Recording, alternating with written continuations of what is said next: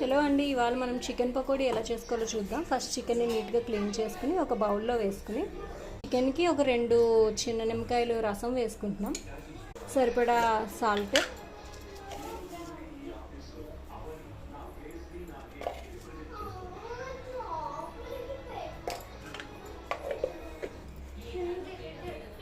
All masala, అల్లం వెల్లుల్లి పొడి, అల్లం వెల్లుల్లి పేస్ట్. మా ఇంట్లో అల్లం వెల్లుల్లి పౌడర్ ఉంది కాబట్టి మేము అది వేసుకున్నాం. మీరు పేస్ట్ కూడా వేయచ్చు. అల్లం వెల్లుల్లి పేస్ట్ 2 స్పూన్లు.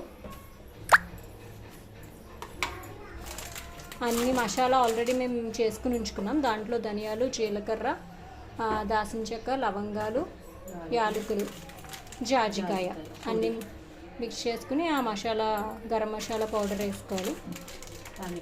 ఒక 3 టేబుల్ స్పూన్స్. వెల్లుల్ని మిక్సీలో గ్రైండ్ చేసుకుని ఆ వెల్లుల్లి పేస్ట్ కూడా వేస్తాం.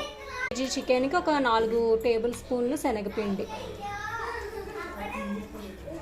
కూడా వేసుకుని ఇవన్నీ బాగా మనం కారం, రుచికి సరిపడా కారం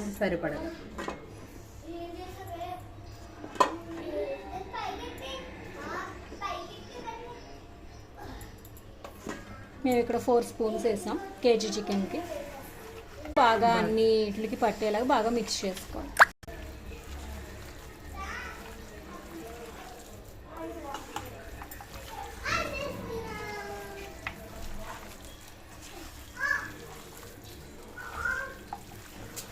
చికెన్లోంచి లైట్గా వాటర్ వస్తుంది కాబట్టి ఇంకా వాటర్ వేయాల్సిన పని లేదు. బాగా మిక్స్ చేసుకుని ఒక గంట పక్కన పెట్టుకోవచ్చు. ఫ్రిడ్జ్లో అవసరం లేదు. దీనిపైన మూత పెట్టుకుని ఒక గంట పక్కన పెట్టుకుని తర్వాత మనం ఫ్రై చేసుకోవచ్చు. పార్ట్ 2 నెక్స్ట్ మళ్ళీ చూపిస్తాం.